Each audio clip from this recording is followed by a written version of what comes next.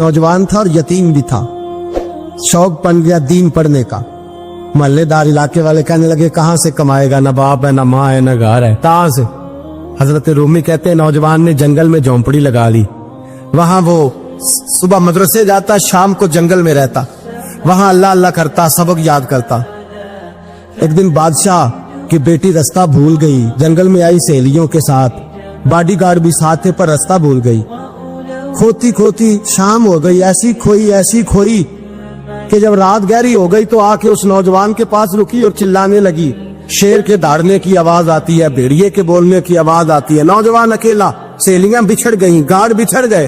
कहने लगी मैं परेशान हूँ, मुझे जगह मिल जाएगी। नौजवान कहता मैंने शहजादी देखी और मुझे भी पता था कि घर एक ही है और आग को अंदर से दरवाजा भी बंद करना पड़ता है, जंगल जानवर भी आ जाते हैं। कहते मेरी छोटी सी कुटिया में, झोंपड़ी में वो आई, रो के कहने लगी सहारा कोई नहीं, अगर मैं पीछे निकलूंगी तो भेड़िए खा जाएगा। कहते मैंने उसे जगह दे दी। अकेली औरत, चिराग जल रहा है, सबक याद कर रहा हूँ। मेरे नबी पाक ने फरमाया जहां मर्द औरत अकेले हो तीसरा शैतान होता है। और शहजादी, वो बच्चा कहता है सबक याद करता रहा सारी रात। वो बच्ची को कहा सो जा, पर वो कहती है नींद मुझे भी कहाँ आई। ऐसे मौकों पर नींद, सारी रात सबक याद करता। थोड़ी थोड़ी देर के बाद चिराग जलता तो उस पर उंगली रखता, हाथ जलता तो पीछे खींचने, फिर दूसरी उंगली रखता। थोड़ी देर के बाद जलता तो खींचने, हाथ सारा जल गया। सुबह किरणें चमकी तो कहने लगा चल निकल जा, दौड़ जा, बस बड़ा सब्र का इम्तिहान हो गया, चली जा। शहजादी बाहर निकली, सिपाही ढूंढ रहे थे। बादशाह खुद जंगल में निकला हुआ था, मेरी बेटी मिल गई। बादशाह तन्हाई में जाके कहने लगा बेटा मैं दुनिया को बताऊंगा कि मेरी बेटी खोई नहीं थी, सिपाही साथ ही थे। ये बड़ा मुश्किल होता है, बेटी तो भूल के भी रात कहीं रह पड़े तो लोग जीने नहीं देते, तो बेटा मुश्किल हो जाएगा मेरे लिए। कहाँ थी? उसने कहा नेक नौजवान के पास। उसने कहा बेटा मैं तो तेरी बात मानूंगा पर दुनिया नहीं मानेगी। अगर उस नौजवान ने किसी को बता दिया कि तू उसके पास थी तो फिर लोग मेरा जीना मुहाल कर देंगे। बेटा मैं मर जाऊंगा, मेरी मजबूरी ये है कि वो कहीं राज ना उगल दे वो नौजवान, उसे कत्ल करना पड़ेगा। औरत ने मिन्नतें की, उस बेटी ने कहा मेरे मौसम को मारोगे, रोई। और वो कहने लगा मैं बादशाह हूँ, मेरा अपना विकार है, मैं उसको छोड़ नहीं सकता। गिरफ्तार कर लाए सिपाही। वक्त तय हो गया सजा का। अकेले काल कोठरी में रखा गया, जो उसके खास एतबार वाले थे उनकी ड्यूटी लगाई। बादशाह ने बुलाया, पहले बिलम आया। औरत कहने लगी, बेटी कहने लगी एक दफा तो बुलाओ ना, एक सवाल बस पर्दे में रह के पूछना है और फिर जो आपका जी चाहे। मेरे मौसम को मारना तो है, तो मर्जी आपकी। सामने खड़ा किया, नौजवान पर्दे के पीछे, औरत खड़ी हो गई। बादशाह बीच बैठ गया। बीबी कहने लगी सारी रात बेदार बैठी रही, सोया तू भी नहीं। वो जो तू चिराग के करीब हाथ लगा के जलाता था वो समझ नहीं आई।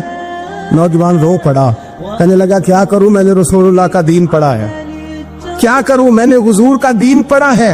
मैंने पढ़ा है कि जानी को सबसे नीचे दोज़ख के सबसे निचले दर्जे में जलाया जाए, उसे जहन्नमियों का पीप पर रेशा पिलाया जाए, कंद खिलाया जाए। ये रवायतें पड़ी हुई थी। थोड़ी थोड़ी देर के बाद शैतान मुझे कहता था बदकारी कर ले। मैं अपना हाथ उसी वक्त जब शैतान मशवरा देता तो मैं आग पे करता। मैं कहता अगर ये बर्दाश्त हो गई तो वो भी हो जाएगी। जब हाथ जलता तो मैं समझ जाता नहीं तुझसे तो ये नहीं बर्दाश्त होती तो वो कैसे होगी। फिर मुझे शैतान मशवरा देता कोई देख नहीं रहा तो बुलाने नहीं गया, खुद आई, मैं दूसरी उंगली लगा देता। मैंने हाथ जलाया और मैं समझ गया जब छोटे से चिराग की इतनी सी शमा की आग नहीं बर्दाश्त होती तो दोज़ख कैसे बर्दाश्त होगी। कहते मैं बाज आया। बादशाह ने ये कहानी सुनी, लफ्ज सुने तो चीख मार के रोया। कहने लगा तालिब इल्म तू तो मेरे नबी का सच्चा गुलाम है और मेरे रसूल के जो सच्चे गुलाम होते हैं उन्हें फांसियां नहीं दी जाती, उन्हें तख्त पर बिठाया जाता है। अब तुझे सजा नहीं होगी बल्कि मैं अपनी बेटी का निकाह तेरे साथ करूंगा और मेरे बाद इस सल्तनत का बादशाह भी तू ही बनेगा। अब वो नौजवान वहां नारे लगा रहा है, कहता लोगों तुम मुझे कहते थे दीन से क्या मिलता है, दीन से तो अल्लाह तख्त व ताज भी अता फरमा देता है। अगर नौजवान शर्मो हया वाले बन के रहे अल्लाह सारी इज्जतें दे देगा। देखे ना अल्लाह के फजल से इज्जत मिलती है और जब कोई इज्जतदारों जैसा काम ही ना करे। एक बात और अर्ज करनी है पर वक्त थोड़ा रह गया। जवानों मैं ना जब कभी परेशान होता हूँ ना तो मैं ये वाली बात खोल के पढ़ता हूँ वाला, ये बात ढारस बनाती है। ढारस तवानाई देती है, पूरा मजमून बांधा है। आला हजरत कहते हैं बहरूपिया था, मदारी, रूप बदल बदल के दिखाया करता था, बादशाहों से इनाम लेता था। एक दिन औरंगजेब आलमगीर के पास आ गया, कहने लगा मैं रूप बदलूंगा, अगर आप पहचान ना सके तो मैं इनाम लूंगा। आपने फरमाया मैं कोई ऐसे वैसा बादशाह नहीं, कहा मुझे धोखा देना मुश्किल है, कहा नहीं मैं रूप बदलूंगा। हजरत औरंगजेब आलमगीर बड़े नेक बादशाह गुजरे, बड़े परहेजगार। वो बेरूपिया कहने लगा मैं रूप बदलूंगा, आप नहीं पहचान सकेंगे। फरमाया चल जितना तेरे अंदर जोर है लगा ले।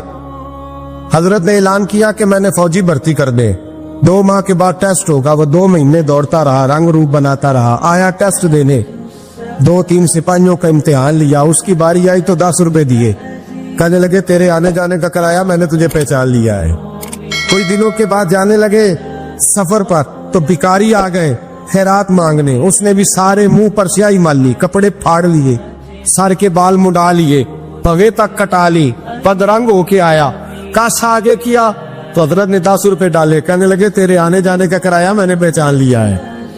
कुछ दिन गुजरे तो टीचर की जरूरत थी, उसने मूंछें बड़ी कर ली, दाढ़ी नकली लगा ली, सर पे जिना कैप पहन ली, एक शेरवानी ले ली और हाथ में छड़ी पकड़ के आया, कहने लगा मैं उस्ताद हूँ। 2-4 बंदों का इम्तिहान लिया, उसकी बारी आई तो 5 रुपए दिए, 10 रुपए दिए, का तेरा कराया मैंने पहचान लिया।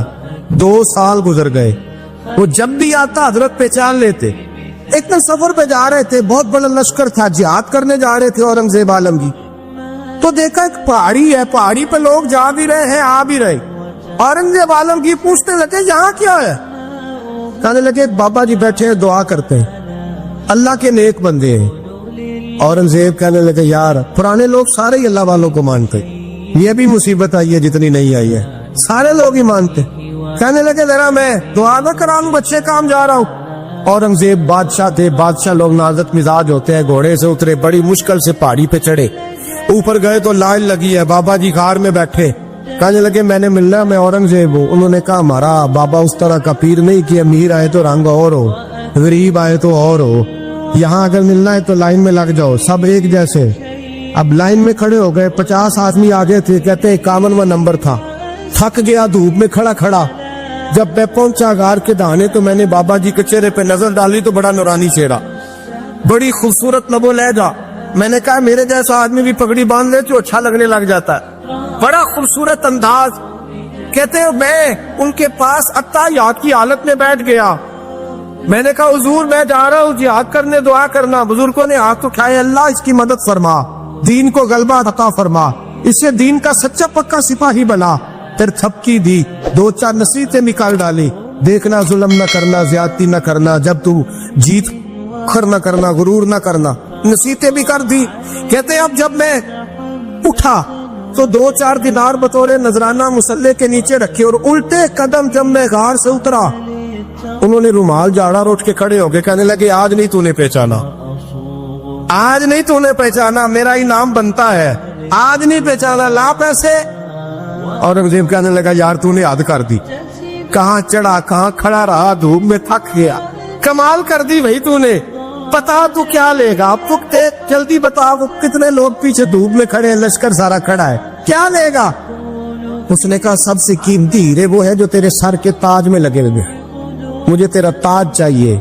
ओ भाइयों सुनना और याद रखना, मेरे आला हजरत कहते हैं बादशाह ने सर के ऊपर से ताज उतारा, बहरूपिये के कदमों में रखा और कहने लगे ये ले, और ये तो तेरा मांगने पर मैंने दिया है ना, मैं वापस आता हूँ तो आना, मैं अपनी मर्जी से भी तुझे दूंगा। तूने औरंगजेब जैसे बंदे को धोखा दिया, आना मैं उस वक्त भी दूंगा। वो देकर बस बात खत्म हो गई, हद हो गई। देकर कहते हैं जब मैं पलटा ना वापिस, बहरूपिये ने आवाज दी बादशाह ठहर जा।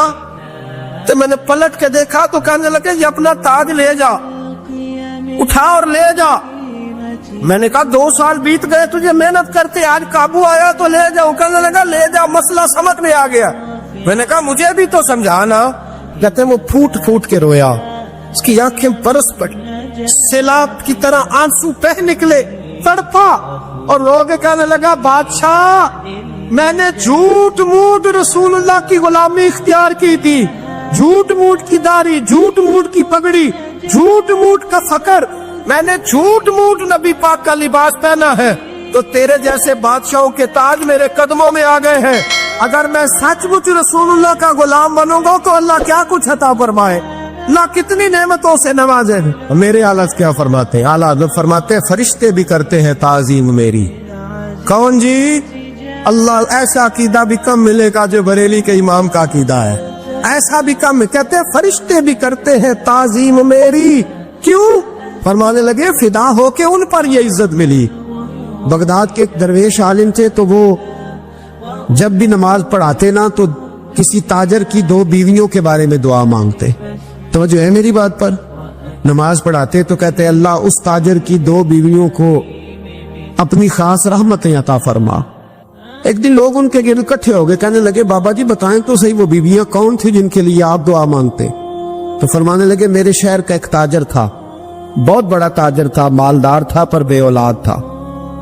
اسے بغداد سے ملک شام جانا پڑتا تھا تجارت کرنے، اور کئی مہینے اسے شام کے ملک میں رہنا پڑتا تھا۔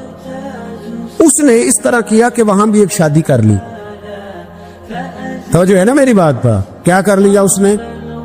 دوسری شادی کرنا مرد کے لیے جائز ہے، تیسری کرنا بھی، چوتھی کرنا بھی بیک وقت، مگر اگر انصاف کر سکے تو۔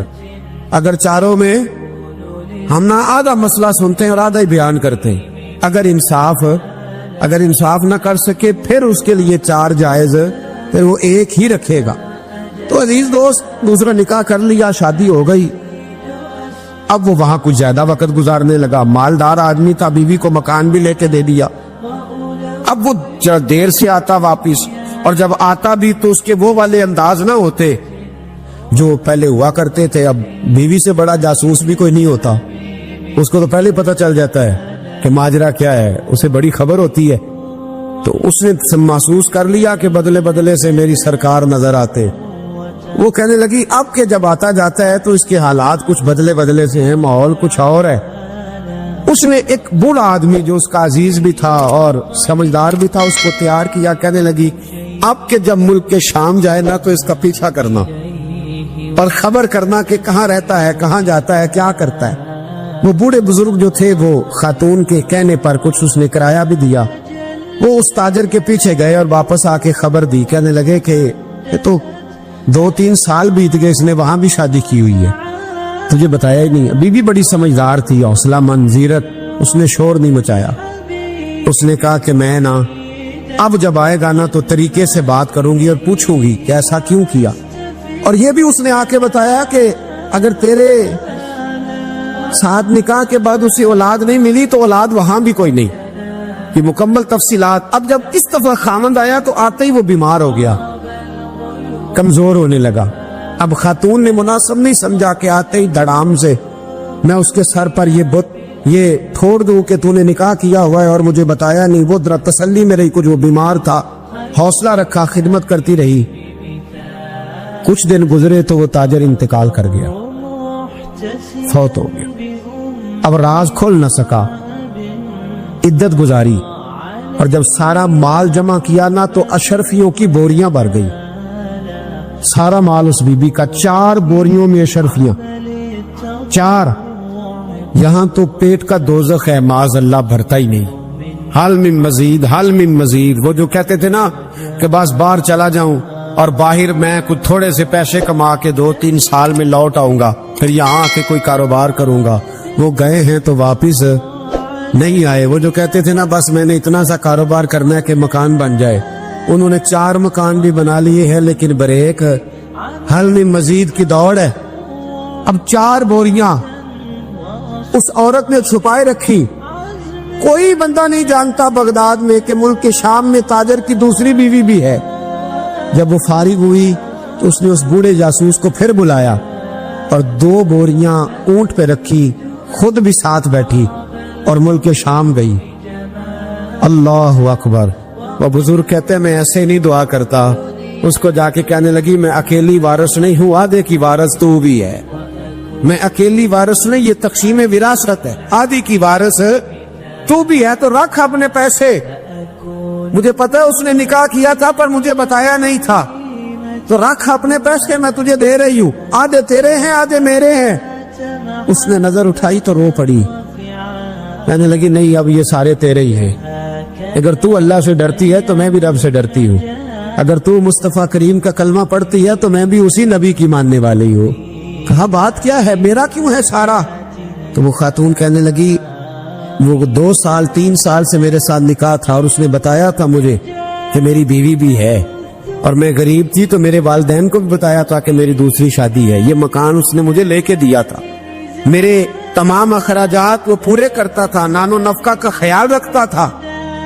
लेकिन अब के जब वो आया तो वो बीमार था। उसने मुझे बताया कि मुझे तबीब ने बताया है कि मैं शदीद बीमार हूँ, शायद बच न सकूं। तो कहने लगी वो मुझे कई लाख रुपए भी दे गया और जाते दफा मुझे तलाक भी दे गया, फारिग कर गया। कहने लगा तू जहां चाहे मेरे बाद निकाह कर सकती है। और कहने लगा मैं चाहता था पहली बीवी को बता दूं, मौका नहीं बना और उसका दिल ना टूटे, बता नहीं पाया, लिहाजा वो मुझे ढेर सारे पैसे दे चुका है, सारा मेरा हिस्सा मुझे पहले से दे चुका है। मेरी बहन अब ये 4 बोरियों में से 2 मेरी नहीं बल्कि 4 की 4 ही तेरी है, तू ही इसकी हकदार है। तो बुजुर्ग कहते हैं मुझे बताओ जिनके अंदर इस किस्म के तकवे की झलक हो उनके लिए हर नमाज के बाद दुआ मांगनी चाहिए कि नहीं मांगनी चाहिए? हजरत उमर के जमाने में ना एक नौजवान था, नेक था, मस्जिद जाया करता था रात को। तो मस्जिद जा रहा था तो रास्ते में एक औरत ने दावत गुनाह दी, इब्ने असाकर ने इसको लिखा है। तो नौजवान था, ख्वाहिशात थी, कुछ तबीयत माइल हो गई। अभी उधर जा ही रहा था कि किसी ने आयत पढ़ दी, वाली मन खाफ मकाम रब्बी जन्नतान, जो रब के सामने खड़े होने से डरेगा अल्लाह 2 जन्नतें देगा। वाकई डर गया, वो वाकई डर गया, इतना डरा कि बेहोश होके गिर पड़ा। बीमारी से लोग बेहोश होते हैं, पैसे डूब गए बेहोश होते हैं, बच्चे के गम में बेहोश होते हैं। सच बताओ कभी खौफे खुदा से भी बेहोश होता कोई देखा है? हमारे यहाँ तो रोजमर्रा ही नहीं है भाई। और बड़ी बातें हैं, बेहोश होने की, डरने की, गश खाने की। बेहोश होके गिर पड़ा। बूढ़े बाप को किसी ने बताया बच्चा बेहोश पड़ा है, उठा के घर लाए, घर ला के कहा बेटा क्या हुआ? नौजवान है, चढ़ती जवानी है, पर पाकीज़ा बड़ी है। कहने लगा अब्बा जी गुनाह की तरफ चला गया था, पर मैंने आयत सुन ली जो अल्लाह के सामने खड़े होने से डरेगा रब 2 जन्नतें देगा। मैं डर गया था, रब वाकई 2 जन्नतें देगा। बाप रो पड़े, अब्बा जी की आंखों में आंसू आए और कहा पुत्र अल्लाह बड़ा मेहरबान है, उसके बाद ये सच्चे हैं, वाकई 2 जन्नतें देगा। उसने फिर एक चीख मारी और इस तरह की मारी कि उसकी रूह ही परवाज कर गई, रूह ही परवाज कर। कुश्तगाने खंजरे तस्लीम रा, इश्क की खंजर से कत्ल हो गए लोग। सुबह हजरत उमर को पता चला कि उन्होंने तो रात जनाजा भी पढ़ दिया, तदफीन भी कर दी। जनाब उमर फरमाने लगे इतना नेक नौजवान खौफे खुदा से दुनिया से चला गया, मुझे क्यों नहीं बुलाया, मैं जनाजा पढ़ता। फारूक आजम फरमा रहे मेरा शौक था मैं उसका जनाजा पढ़ता। कहा हुजूर आपको तकलीफ नहीं दी? फरमाया बताओ कब्र कहाँ है? ते कामिल पीर ओना दे बाहू कब्र जिना दी जीवे। हजरत फारूक आजम कब्र पे तशरीफ ले गए और खड़े होके फरमाने लगे नौजवान मुझे उम्मीद है मेरे रब ने तुझे 2 जन्नतें दी होंगी। इब्ने असाकर खोल के देखो तारीख बगदाद में क्या लिखा है। हजरत सैयदना फारूक ने फरमाया उम्मीद है 2 जन्नतें दी होंगी। कब्र के अंदर से बोला कामिल पीरो ना दे बाहू कब्र जिना दी जीवे।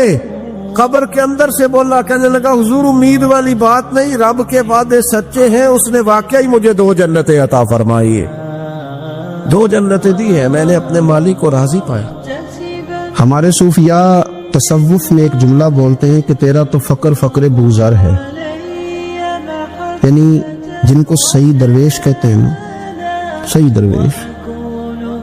मौला अली शेर खुदा रज़ी अल्लाह तआला अन्हु फरमाया करते 2 ही तो बंदे जो रब के रास्ते में किसी शय की परवाह नहीं करते। हुजूर कौन से? फरमाया कबूजर गिफारी है और दूसरे अलीउल मुर्तज़ा है। मौला अली फरमाया करते ये ना मुसलमानों में से चौथे या 5वें मुसलमान है। शुरू से एक सलीम तब आदमी, कुछ लोग तबन बड़े नफीस होते हैं, तबन अल्लाह की तरफ से शुरू से ان کا جو قبیلہ تھا بنو غفار وہ رہزنی کرتا تھا، لوگوں کو لوٹ لیتا تھا. شروع میں یہ کام کیا لیکن جب کچھ لوگوں کی چیخیں کانوں میں گئیں تو چھوڑ دیا، فرمایا نہیں یار طبیعت نہیں مانتی. اور نبی پاک کا کلمہ پڑھنے سے پہلے ہی بتوں کی پوجا چھوڑ کے رب کی عبادت شروع کر دی. لوگ پوچھا کرتے تھے آپ عبادت تو کرتے تھے پر منہ کدھر کرتے تھے؟ فرماتے تھے جدھر وہ کرا لیتا تھا کر لیتے تھے. کسی نے انہیں بتایا کہ مکے میں ایک شخص ہیں جنہوں نے اعلان نبوت کیا ہے، آپ کی طرح کی باتیں کرتے ہیں.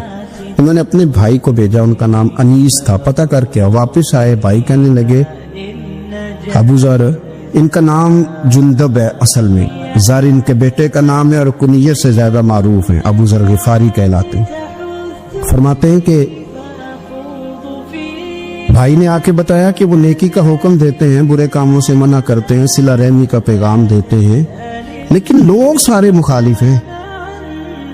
یہ چیز بھی بڑی کاؤنٹ ہوتی ہے، اسے نہ کاؤنٹ کیا کریں.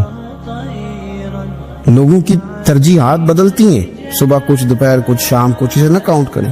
انہوں نے اس بات کو کاؤنٹ کر کے بتایا کہ لوگ ان کے جو ہے نا وہ مخالف ہیں سارے.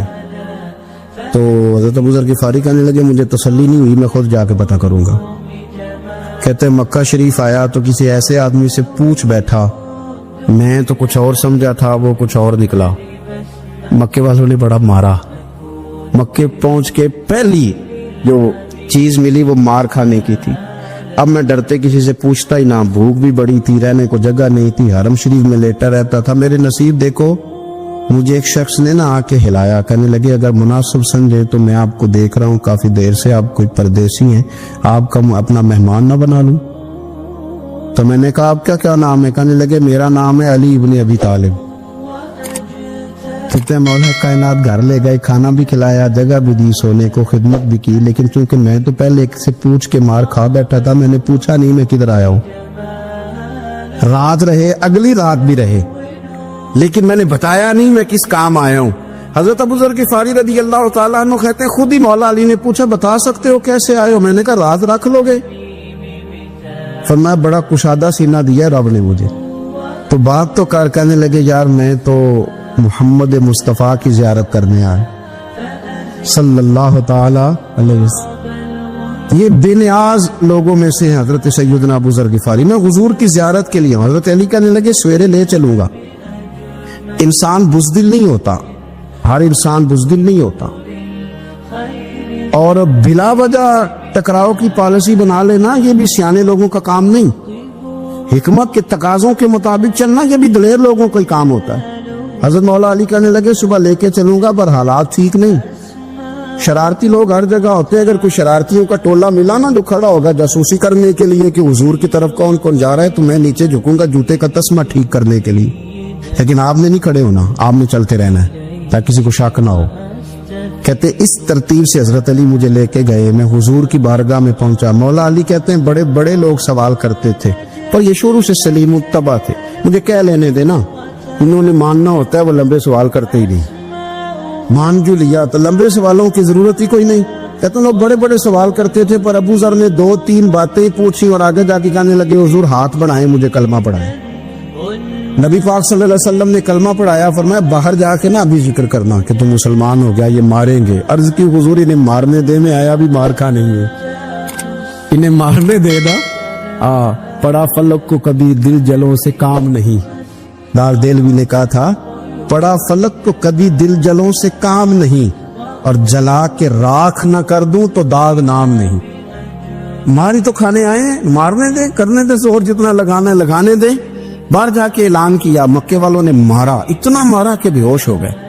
پھر کسی نے بتایا کہ تم نے گزرنا بھی ہے ان کے علاقے سے، بنو غفار سے، پھر ان کا پتہ بھی ہے یہ لوگ بڑے سخت. پھر چھوڑا. تپن بڑے جلالی تھے، زاہد مزاج تھے. فرماتے تھے کہ جو تمہاری ضرورت سے زیادہ ہے وہ سارا صدقہ کرو. کنز کے معاملے میں ان کا رویہ یہ تھا. صرف حضرت صدیق اکبر کو کچھ نہیں کہا انہوں نے، باقی حضرت عمر جیسے آدمی کو بھی کھڑا کر کے کہہ لیتے تھے یہ مال کیوں رکھا ہوا ہے خزانے میں، بانٹتے کیوں نہیں سارا. اور جناب عثمان غنی رضی اللہ تعالیٰ عنہ کے ساتھ تو باقاعدہ کئی دفعہ اس موضوع پر گفتگو کی. وہ کہتے تھے کہ جب اللہ کہتے ہیں قرآن میں کہ مال دولت جمع نہیں کرنی، تو وہ جو لوگ تھے وہ بھی بڑی شانوں والے تھے. وہ کہتے تھے کہ اللہ نے جب زکوٰۃ فرض کی تو مال جمع ہوتا ہے تو زکوٰۃ فرض ہوتی ہے نا, جب فطرانے کا کہا تو مال ہوتا ہے تو فطرانہ آتا ہے نا. تو آپ جو کہہ رہے ہیں وہ ٹھیک ہے, پر آپ اعلیٰ بات کر رہے ہیں تقوی کی, سارا بانٹو. تو حضرت ابو ذر غفاری کہتے تھے چلو ٹھیک ہے تمہاری بھی بات مان لیتا, پر یہ بتاؤ مدینے والے کا اپنا طریقہ کیا ہے؟ کہ بھئی حضور کا طریقہ تو وہی ہے جو آپ بتا رہے ہیں. تو فرمانے لگے پھر اس رستے نہ چلے جو رستہ مدینے والے رسول کا ہے, اور حضور سے نبی پاک سے عشق کرتے بڑا کھل کے. یہ صحابہ صفہ میں سے تھے.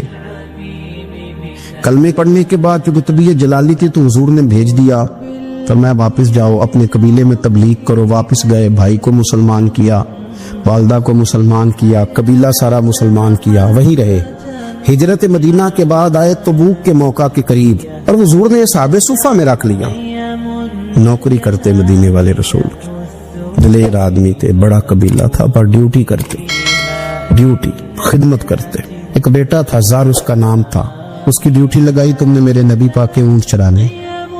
ڈاکو آئے تو صاحبزادہ اونٹوں کی اونٹنیوں کی حفاظت کرتے شہید ہو گیا. اور یہ انوکھا بندہ ہے جس نے شرط لگائی تھی کہ میں نے کالی سیاہ رنگ کی عورت سے شادی کرنی. انوکھا بندہ ہے. ایک بیٹی تھی ایک بیٹا, بیٹا شہید ہو گیا. بیوی سے کہا تم نے نبی پاک کے گھر میں خدمت کرنی ہے, حضور کے گھر والوں, اور میں نبی پاک کی نوکری کروں گا. حضور کی خدمت کرتے, ہر وقت خدمت میں رہتے. اور حضور جب آتے نا, صحابہ صفہ میں یہ شامل تھے جو لوگ دین سیکھتے, حضور جب آتے تو سب سے پہلے آ کے حضرت ابو ذر غفاری کا پوچھتے, بلائیں, اور جب بات کرتے حضور تو بار بار ان کو مخاطب کر کے بات کرتے. حضرت ابو ذر غفاری رضی اللہ تعالیٰ عنہ کا نبی پاک سے اتنا پیار کہ ہماری بھی مشکل حل کر دی. ابو داؤد شریف میں موجود ہے, ایک دن کہنے لگا یا رسول اللہ صلی اللہ علیہ وسلم, اگر کوئی بندہ کسی سے پیار بڑا ہی کرے پر اس جیسے عمل نہ کر سکے, کوشش کرے کرنا. لوگ ہمیں کہتے ہیں نا جی پیار بڑا, عمل بھی تو کرو نا, بھی کرنا چاہیے, پر انسان ہے نا, غلطی بھی تو ہو ہی جاتی ہے. اب ہم عمل نہیں کر سکتے تو تم ہمیں پیار بھی نہیں کرنے دو گے, مہربانی کرو پیار تو کرنے دو نا. حضرت ابو ذر غفاری نے کہا, ابو داؤد شریف میں موجود ہے, یا رسول اللہ صلی اللہ تعالی علیہ وآلہ وسلم, حضور پیار بڑا کرے پر ان جیسے عمل نہ کرے تو حکم کیا ہے؟ تو حضور نے فرمایا پیار سچا کرے, اللہ قیامت کے دن جس سے محبت کرے گا نا اس کے ساتھ ہی دونوں کو اکٹھا فرما دے گا. تو حضرت ابو ذر نے فوراً کہا, حضور پھر مجھے آپ سے بھی بڑا پیار ہے, رب سے بھی بڑا پیار ہے. فرمایا فکر نہ کرنا, جنت میں اکٹھے ہی جائیں گے. اتنی محبت رسول پاک کی ذات کے ساتھ. حضور کی نوکری کرنے, ایک دن خدمت کرتے کرتے سو گئے. حضور مسجد میں آئے پتہ کرنے کہ ابو ذر آرام کر رہا ہے. یہ بھی مزہ ہوتا ہے, خیال رکھنا اپنے درویشوں کا, کیا کھایا کیا پیا کہاں سوئے. حضور رات کو آئے, یہ سوئے ہوئے تھے. فرماتے حضور نے میرا انگوٹھا ہلایا, میں اٹھ کے بیٹھ گیا, حضور بھی میرے پاس بیٹھ گئے. تو میں ابو ذر بڑا پیار کرتے ہو, سونے آپ کو پتہ ہی ہے. کہ یار تو بڑی نوکری کرتا ہے, ایک دن وہ بھی آئے گا جس دن تجھے میری مسجد اور میرے شہر سے جانا پڑے گا, پھر کیا کرو گے؟ تو اس کی حضور کسی کی طاقت ہے مجھے آپ کے شہر سے نکالے, میں تلوار نکال لوں گا. نبی پاک نے فرمایا تلوار نہ نکالنا, یہاں تمہیں بھیجا جائے چپ کر کے چلے جانا. حضور کب تک؟ فرمایا جب تک اللہ تیری اور میری ملاقات نہیں کرا دیتا, یعنی وصال تک. یہ واحد شخص ہے کہ حضور کے وصال ظاہری کا وقت آ گیا تو فرمایا کوئی میرے ابو ذر کو بلاؤ. جب یہ آئے تو حضور لیٹے ہوئے تھے, یہ جھکے نبی پاک کی طرف, حضور میں حاضر ہو تو حضور نے پکڑ کے سینے کے ساتھ لگا لی. میرے رسول پاک صلی اللہ علیہ وسلم کی خدمت میں ایک دفعہ عرض کرنے لگے, حضور مجھے صوبے کا گورنر بنا دے. تو نبی پاک نے فرمایا ابو ذر میں عہدے پسند نہیں کرتا, تو تمہیں بھی میں کہتا ہوں عہدہ نہ لینا, تمہیں بھی کہتا ہوں عہدہ نہ لینا. فرمایا ابو ذر میں جو چیز اپنے لیے پسند کروں گا تمہیں بھی اسی کا مشورہ دوں گا. تم بندے اچھے ہو پر یہ کام تمہارے بس کا نہیں ہے. بڑے زاہد آدمی میرے رسول کریم صلی اللہ تعالی علیہ وآلہ وسلم ان کے بارے میں فرمایا جس طرح نبیوں میں حضرت عیسیٰ علیہ السلام ہوئے. حضرت عیسیٰ دیکھیں نا, انبیاء میں اللہ تعالیٰ نے ہر قسم کی عظمت نبیوں کو دی. جناب سلیمان علیہ السلام کا تو تخت بھی ہوا میں اڑتا تھا, جن تک تابع دار تھے. اور نبیوں میں حضرت عیسیٰ بھی ہیں جن کے پاس گھر بھی کوئی نہیں, شادی بھی کوئی نہیں کی, اینٹ سرانے رکھ کے تکیہ بناتے. ایک ان کے پاس کنگھی تھی اور ایک پیالہ تھا. دیکھیں جو بندہ نیک ہو نا وہ بھی نیک ہیں, اللہ کے نبی ہیں. آپ اپنا تقوی مسلط نہیں کریں گے, جو وہ کر رہے ہیں وہ بھی مخلص ہو کے کر رہے ہیں. حکومتیں جو چلانی ہیں تو وہ کس نے چلانی ہے؟ اگر نیک بندے نہیں آئیں گے تو غلط لوگ آئیں گے, قوموں پہ ظلم کریں, وہ بھی اپنی جگہ ٹھیک ہے. لیکن یہ جو کر رہے ہیں یہ بات بھی اپنی جگہ بالکل ٹھیک ہے. ہم پتہ کیا کرتے ہیں, ہم چیزوں کو مسلط کرتے ہیں, ایک دوسرے پر مسلط نہیں کرے چیزوں کو. آپ جو کر سکتے ہیں, جو رستہ آپ کو صحیح لگتا ہے اختیار کر لیں. یہی تو ہمارے دین کا حسن ہے کہ سارے رستے واضح کر کے ہمیں دکھاتا ہے. حضرت عیسیٰ علیہ السلام نے ایک دن دیکھا کہ ایک بندہ نا انگلیوں کے ساتھ اپنے بال سیدھے کر رہا ہے, تو آپ نے فرمایا یار کنگھی کے بغیر بھی کام چل سکتا ہے, کنگھی بھی خیرات کر دی. دیکھا ایک بندہ ہاتھ کا تکیہ بنا کے لیٹا ہے, تو فرمایا اینٹ بھی دے دو کسی کے کام آ جائے. ایک دن دیکھا کہ ایک بندہ نا یوں چلو میں پانی پی رہا ہے, فرمایا پیالہ بھی رہنے دو, اس کے بغیر بھی کام چل ہی جاتا ہے. جناب عیسیٰ کا یہ زہد تھا. میرے نبی پاک علیہ السلام نے فرمایا جس نے جناب عیسیٰ کا زہد دیکھنا ہو وہ میرے ابو ذر غفاری کو دیکھے, ان کو دیکھے. یہ دنیا میں جناب عیسیٰ کے زہد کے مطابق چلتے پھرتے ہیں. ساری زندگی دولت کو, مال کو پسند نہیں کیا. جہاں رہتے تھے ایک گورنر صاحب نے 300 دینار تحفے میں بھیجے. تو ایک ہوتا ہے نا بندہ کہتا نہیں نہیں ضرورت نہیں. اور حضور سید عالم صلی اللہ علیہ وسلم نے حضرت عمر سے فرمایا تھا جو خود بخود آ جائے وہ قبول کر لو اللہ کی طرف سے. لیکن ان کا رنگ فقیری والا تھا اور تھوڑا انوکھا تھا. 300 دینار آئے تو فرمانے لگے اسے جا کے کہو تمہیں کوئی اور بندہ نہیں ملا دھوکہ دینے کے لیے, میرے گھر ہی مال بھیج دیا ہے. فرمانے لگے میرے پاس گدھا ہے سواری کرنے کے لیے, میرے پاس بکریاں ہیں دودھ پینے کے لیے, میرے پاس ایک چادر اضافی ہے سامان میں سے. میں تو ڈرتا ہوں کہ رب کہیں اس چادر کے بارے میں سوال نہ پوچھے, اور تم ہو کہ میرے پاس یہ لے کے آئے ہو. حضرت عثمان غنی کے پاس جا کے کہا کرتے کتنا لوگوں کے پاس پیسہ آ گیا ہے, ہر بندے کے گھر میں مال ہے, یہ کیا ہو رہا ہے, لوگوں سے کہیں خرچ کریں غریبوں پہ. عثمان غنی فرمانے لگے تمہیں تو خوش ہونا چاہیے کہ میرے دور میں لوگ خوشحال ہو گئے. آپ فرمانے لگے نہیں, وہ والا رنگ زیادہ بہتر ہے جو مدینے والے نے اختیار فرمایا, کیونکہ کچا رنگ للاری والا چڑھدا تے لیندا رہندا عشق تیرے دا رنگ محمد, جدوں چڑھ جائے پھر نہیں لیندا. آپ کی طبیعت کے اندر دولت سے بیزاری. حضرت ابو درداء, حضرت ابو موسیٰ اشعری, حضرت ابو ہریرہ رضی اللہ تعالی عنہ, یہ سمجھ لیں ان کے کلاس فیلو تھے, ان کے ساتھ پڑھا تھا انہوں نے. حضرت ابو ذر غفاری ان پر بھی جلال کرتے. آپ یقین کریں کہ طبیعت نا ایسے کیف میں آ گئی ان کو پڑھ کے. ان کو پڑھا جب کچھ دنوں سے تو کچھ انوکھا, یہ انوکھی وجہ ہے, سارے زمانے سے نرالے ہیں. یہ بندے کون سی بستی کے یار اب رہنے والے ہیں, یہ کس طرح کے لوگ ہیں, کیا سوچ ہے. حضرت ابو درداء رضی اللہ تعالیٰ عنہ کے گھر کے قریب سے گزرے تو حضرت ابو درداء مکان بنا رہے تھے. کیا جملہ کہا, تڑپ گئی روح. فرمانے لگے ابو درداء تجھ سے مجھے یہ امید نہیں تھی یار. فرمایا کیا ہوا؟ فرمانے لگے اب تیرا مکان بنانے کے لیے بھی اللہ کے بندوں کی پشتوں پر اینٹیں رکھی جائیں گی.